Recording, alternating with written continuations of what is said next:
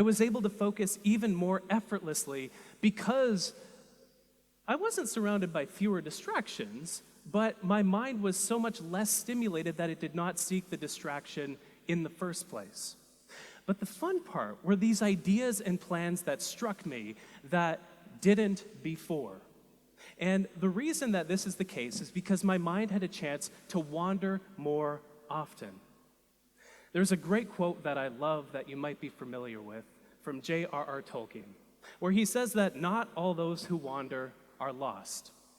And the exact same thing is true, it turns out, with regard to our focus, with regard to our attention.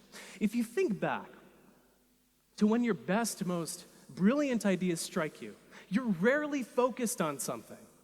Maybe this morning you were taking a shower, or maybe some morning in the past, and then your mind had a chance to connect several of the constellations of ideas that were swirling around in your mind to create an idea that would never have materialized otherwise if you were focused on something else, on your phone, for example.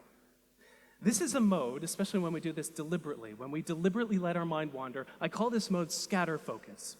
And the research shows that it lets our mind come up with ideas. It lets our mind plan because of where our mind wanders to. This is fascinating. It turns out that when we just let our attention rest, it goes to three main places. We think about the past, we think about the present, and we think about the future.